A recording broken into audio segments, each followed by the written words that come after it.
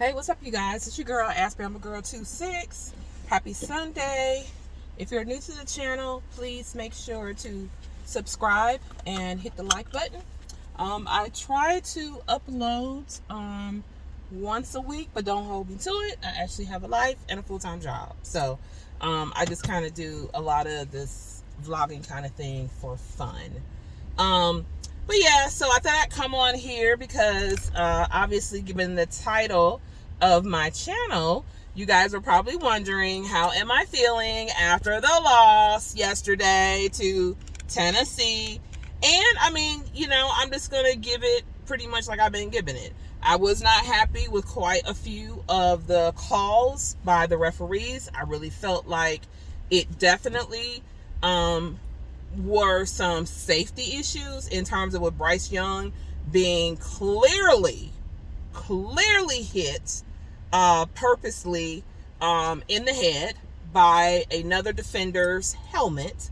Not even the crown of the helmet, as the rule book states, but the refs didn't call it.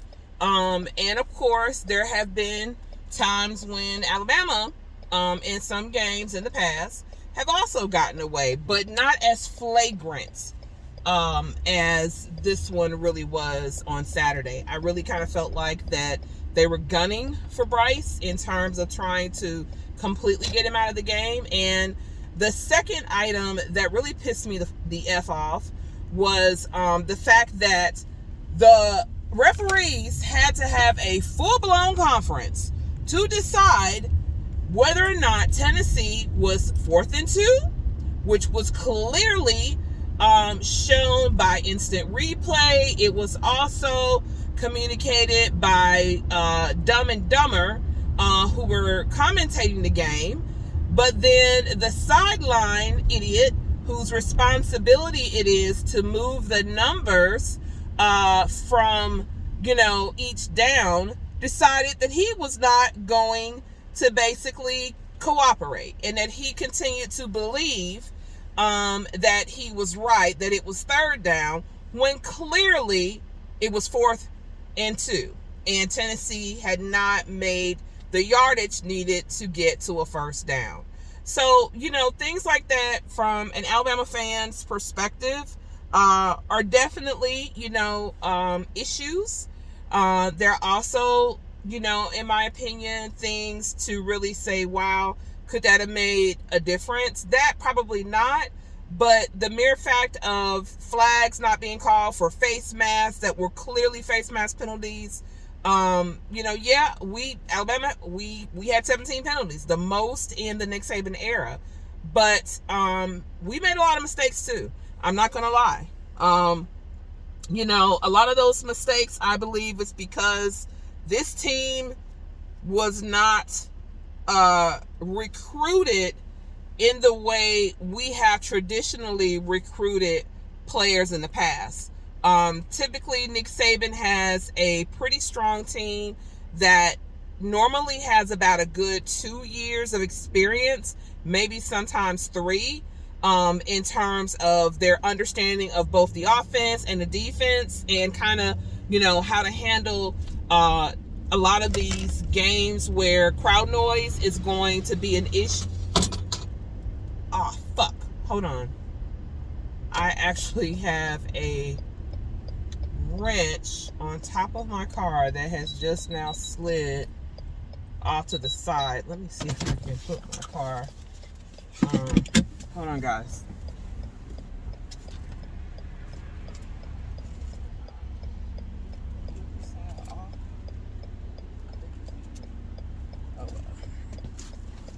Okay, so it looks like it completely slid off, possibly into traffic. And I'm not about to go out in traffic and look for it. But as I was saying, this recruiting class, and I'll have to go back to look at things to kind of see where this recruiting class kind of came from. I need to go to TJ Maxx. But definitely the defense did not do well at all. I mean, we've had issues all year long with defense. The offense Stupid penalties, like jumping off sides. These are mental mistakes that are not being resolved even in practice. And it's making me wonder, like, what's really going on in practice? You know what I'm saying? For this to have been plaguing us all year, and in past, classes of players, we've never really had. I mean, we've had those kinds of mental mistakes, but not on the level that they were on display yesterday. And obviously, Nick Saban was frustrated. I mean, hell, Bryce Young was getting slung around like a freaking rag doll on the field all day yesterday. And I'm sure he was not happy with the level of effort that his fellow players were giving him in terms of being blocking. Our secondary was garbage. The same damn receiver, basically, they kept Hooker kept throwing to like 5 times yesterday, and every single time he would catch that safety, not being able to catch to him. And you would think by the lining up of the play and seeing that the safety's unguarded, you would think that would be enough for our defense to be able to recognize. But I can definitely see that this class is not really being schooled in defensive lineups. I mean, hell, I'm not a coach, but as a fan, over the years, I've seen a lot. And hell, I can even recognize certain things that were not being addressed. But, all in all of these things contributed to the loss. Some of the same things that we thought that during the game with Texas would get resolved, and it did not get resolved. So, you're at that point like, okay, if we don't get our shit together, and I mean that haphazardly, if we don't get our ish together, going into Mississippi State next weekend, even though it's a home game, it could definitely be a catastrophe. And I wholeheartedly, am just like, okay, guys, what is going on? Obviously the special teams play, the one play that I think everybody was scratching their heads when Kool-Aid McKinstry opted to not go after the ball, but then he was running towards it. It's like you're supposed to basically, you're either going to catch it or you're going to let it go out of bounds. And it's like, I don't know if they were just scared to make a mistake and make that crucial mistake that cost us a touchdown, basically. Because you think about it, if that mistake had not have happened, Alabama would have won that game. And I know it's a, shoulda, woulda, coulda, but that's a fact. If we hadn't have gotten sloppy on that play, we would have won that game. So you have to ask yourself as an Alabama fan, are you going to stay loyal? I know I am. I have invested too much money over the years in this team, in this university, in my love for college football to give up on the Crimson Tide. It's one loss, guys. It is not the end of the world. The end of the world will be a second loss. And even then, there is no guarantee, because let me tell you something, Tennessee fans, you still got to beat Georgia in Athens. And I'm going to be honest with you. Yes, their quarterback, Stetson Bennett, nowhere near the caliber that he was, because he doesn't have the weapons that he had last year. But let me tell you something. They may give y'all hell, because I'm sure Kirby Smart is not dumb, okay? He learned everything he knows from Nick Saban. So I can guarantee you, as soon as that game was over, he probably called a team meeting with his coaches, and they studied that film all day today. They wanted to make sure that they were not going to make the kind of mistakes that obviously our offensive coordinators, our defensive coordinators, and our head coach made. And that's real talk.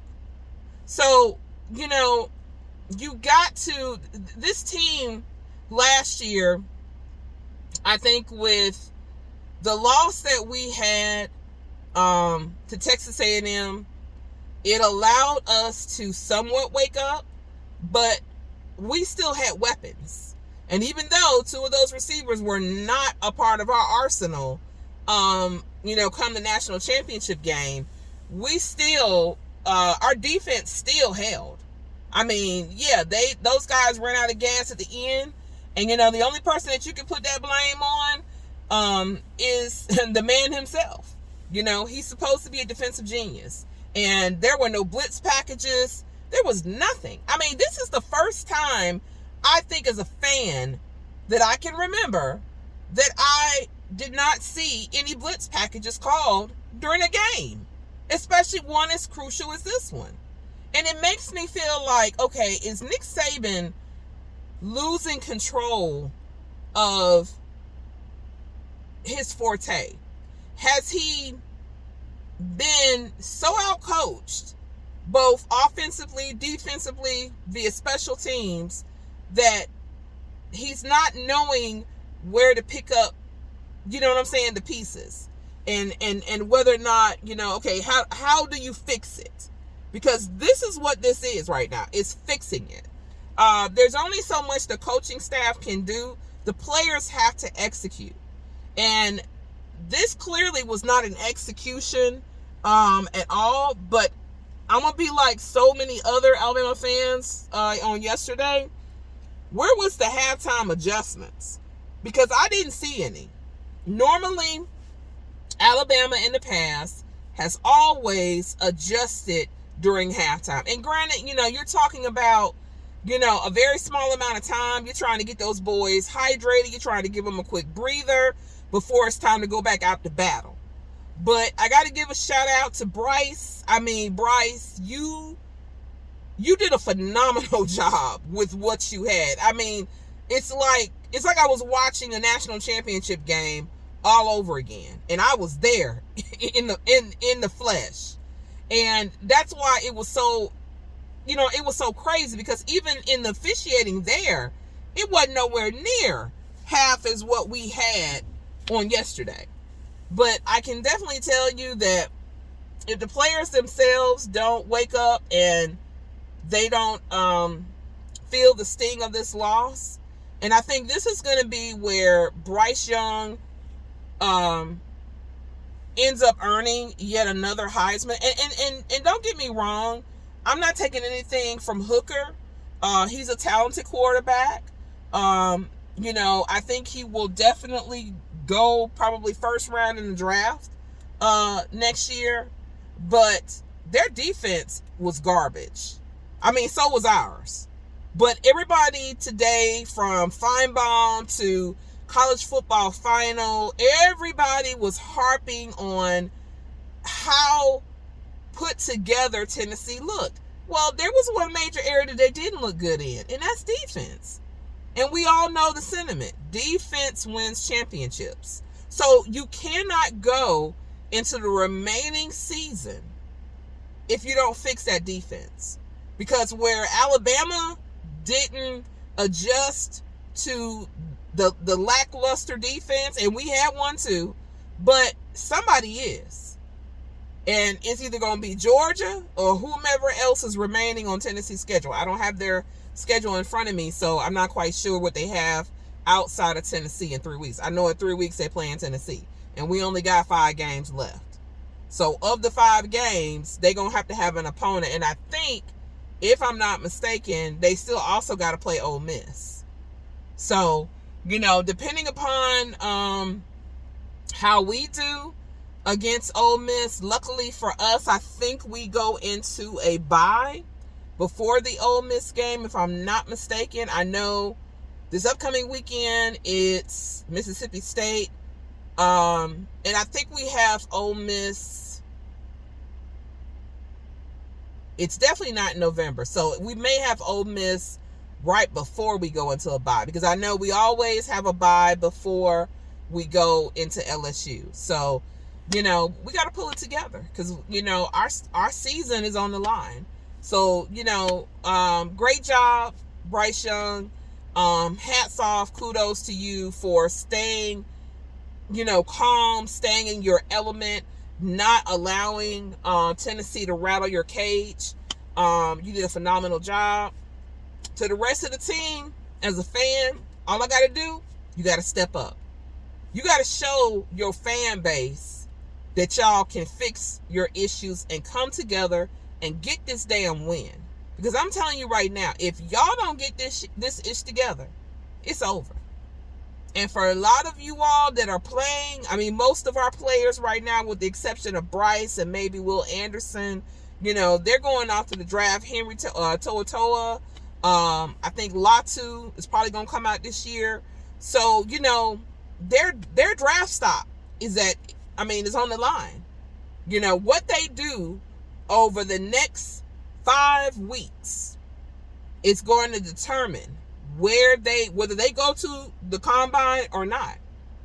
And for those that don't go to the combine or get, an invitation, your future is in your own hands. So, I hope we can formulate a plan, get the boys healthy. I mean, I know literally we got Mississippi State, but they lost last night. I didn't see the full game. I'm going to rewatch it later on. But yeah, I think we can get past this one, but we cannot have the mistakes and definitely not the penalties that we had last night and talk about we're gonna win in our own home stadium. Because just like Texas A&M came to our home, we almost lost to them. So don't let this be another Texas A&M game. I definitely don't want it to come down to the last play of the game. I want us to go through, get up, 20, 30 points ahead and stay that way for the remaining time of the game. And, Nick Saban, I love you as a coach, but you know what? You got to start really looking at your coaching staff. I think it's time to bring in some fresh eyes because there's plenty of good, talented coaches out there that will come to work for you, no matter what your reputation is for being a hard ass, But we got to make the adjustments. If we're going to keep the dynasty moving and keep it going, we're going to have to make the adjustments. And that includes the coaching staff. So I hope you guys enjoyed this video. Look forward to my next upcoming videos this week. I am going to go ahead and put this one straight to YouTube, as I was able to sit here and, get my points and all of my, anger out. But it's really no anger. I mean, we didn't have to be like Tennessee and storm the field. When Alabama wins, it's classy. You've never seen Alabama in a Nick Saban era have to storm the field, take down the goalposts. We used to putting up national champions. We used to winning SEC championships. So, we don't have nothing to prove. Tennessee, great win. Other than the fact, hey, make sure the refs check, don't bounce, okay? We know how y'all do it. Y'all ain't had the best of luck, over the years and everything. But it's all good though. It's all good in the hood. But I'm gonna go ahead and run in here and get what I need to get because I got some work to do at the crib. And then the night's game, my my Eagles taking on these Cowgirls at home in Philly. It's gonna be on tonight. I got a feeling this one gonna be just as good as yesterday, but it's gonna be more on the favor of the Philadelphia Eagles. Because let me tell you something, Jalen Hurts is where it's at. And a lot of you people who used to talk about me, switching sides, because yes, I was a former for life diehard Dallas Cowboy fan, but I finally reasoned up and got tired of paying all thousands of dollars and not being able to win crap because Jerry Jones not only want to be the owner but the general manager. Ain't nobody got time for that. I went where it's at. Granted, the first year or two, I was a fan. We had a rough going. But you know what? We in good hands now, baby. Y'all have a good one. Ask Bama Girl 26 is out.